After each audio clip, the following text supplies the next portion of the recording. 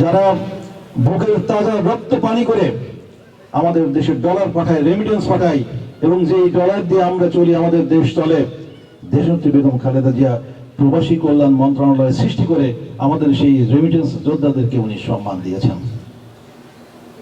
আমাদের দেশের ইসলামের প্রচার এবং প্রসারের জন্য দেশনেত্রী বেগম খালেদা জিয়া ক্ষমতায় আসার পরে ঢাকার অদূরে আশুলিয়ায় তাবলীগ জামাতের ইজতেমার জন্য 300 একর জমি দেশনেত্রী বেগম খালেদা জিয়া দান করেছিলেন। আপনারা জানেন, যতদিন দেশনেত্রী বেগম খালেদা জিয়া জীবিত ছিলেন, বাংলাদেশের সমস্ত আলিম ওলামাদের সাথে উনি সুন্দর সম্পর্ক রেখে চলেছেন।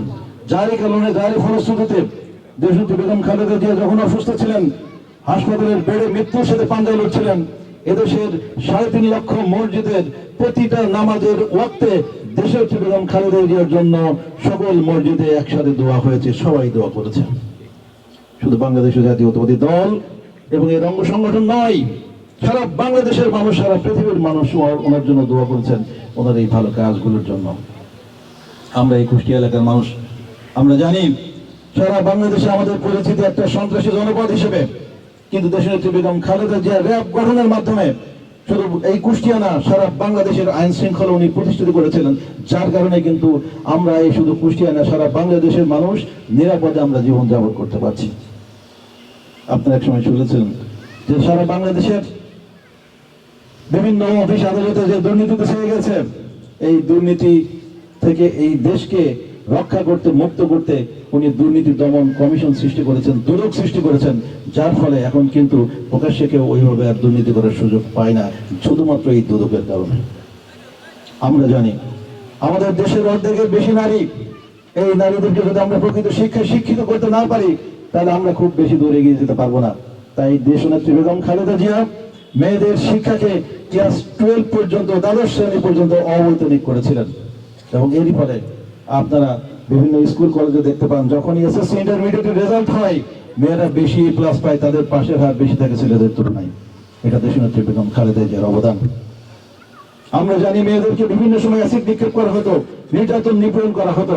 দেশনেত্রী বেগম খালেদা জিয়া আমাদের মেয়েদের, মাদের রক্ষার জন্য অ্যাসিড নিক্ষেপ বিরোধী আইন, নির্যাতন বিরোধী আইন উনি তৈরি করে গিয়েছেন আমাদের মাদের, নারীদের সুরক্ষার জন্য।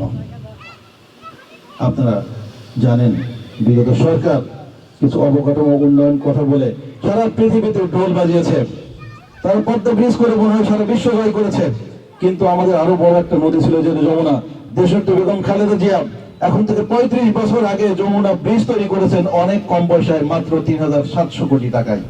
কিন্তু আমরা পদ্মা ব্রিজের কথা শুনি, মনে হয় বিশ্বজয়ের গল্প।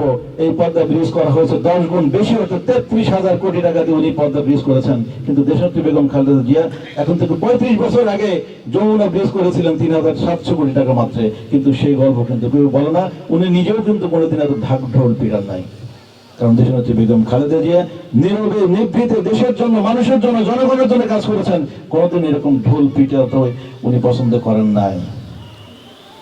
সংগ্রামী বন্ধুরা, আজকে আমরা জানি শিক্ষার প্রসারের জন্য দেশনেত্রী বেগম খালেদা জিয়া অনেক কাজ করেছেন, কারণ একটা জাতিকে যদি প্রকৃত শিক্ষিত করা না যায়, সেই জাতি খুব বেশি দূরে এগিয়ে যেতে পারে না। তাই বেসরকারি বিশ্ববিদ্যালয়, জাতীয় বিশ্ববিদ্যালয়, উন্মুক্ত বিশ্ববিদ্যালয়, এই সব কিছু সৃষ্টি করেছেন দেশনেত্রী বেগম খালেদা জিয়া।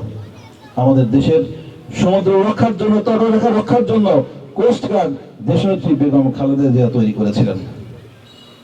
ব্যক্তিগত ব্যবসা বাণিজ্য প্রসারের জন্য দেশনেত্রী বেগম খালেদা জিয়া ব্যক্তি পর্যায়ে ট্যাক্স ছিল আগে 95%, সেই 95% থেকে উনি কমিয়ে 25% করেছিলেন। এক্সপোর্ট ইম্পোর্ট বাণিজ্য 27 পর্যায়ে ট্যাক্স দিয়ে করতে হতো, এই 27 পর্যায়ে ট্যাক্সকে সহজীকরণ করে উনি মাত্র 7 পর্যায়ে করেছেন, এবং যার ফলে এই বাংলাদেশের এক্সপোর্ট ইম্পোর্ট বাণিজ্য অনেক প্রসারিত হয়েছে, অনেক বৃদ্ধি পেয়েছে।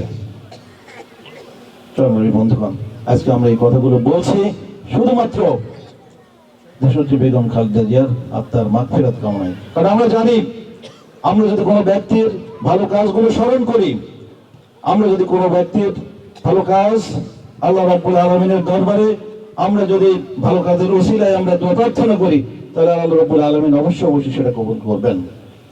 আমরা এই জন্য আজকে এই দোয়ার প্রাক্কালে দেশনেত্রী বেগম খালেদা জিয়ার ভালো কাজগুলো স্মরণ করলাম, এবং আমরা আশা করি আমরা আল্লাহ রাব্বুল আলামিনের দরবারে যে দোয়া করব, এই ভালো কাজগুলো রসেলাই আল্লাহ রাব্বুল আলামিন দেশনেত্রী বেগম খালেদা জিয়াকে ক্ষমা করবেন এবং জান্নাতে আল্লাহ রাব্বুল আলামিনের মেহমান হিসেবে মরহুমা বেগম খালেদা জিয়াকে কবুল করবেন। পরিশেষে আমরা বলতে চাই, ফেব্রুয়ারি মাসের 12 তারিখে দেশের জাতীয় সংসদ নির্বাচন হবে। যে নেত্রী আমাদের জন্য তার ব্যক্তিগত পারিবারিক জীবন উৎসর্গ করেছেন, যেই নেত্রী তার সন্তান হারিয়েছেন, তার স্বামী হারিয়েছেন, তার এক ছেলেকে গ্রেপ্তার করে মেরুদণ্ডের হাড় ভেঙে বিদেশে পাঠিয়ে দেওয়ার পরও এই বাংলাদেশ থেকে যিনি যেতে রাজি হননি, আজকে সময় এসেছে সেই নেত্রীকে প্রতিদান দেওয়ার। আমরা আশা করি ফেব্রুয়ারি মাসের 12 তারিখে যে নির্বাচন হবে, সেই নির্বাচনে আমরা যদি নেত্রীর আদর্শে উদ্বুদ্ধ হয়ে নেত্রীর যে অসমাপ্ত কাজ আছে সেই কাজগুলো তার সুযোগ্য সন্তান দেশনায়ক জনাব তারেক রহমানের মাধ্যমে আমরা যদি সুসম্পন্ন করতে পারি, তাহলে দেশনেত্রী বেগম খালেদা জিয়ার আত্মা শান্তি পাবে।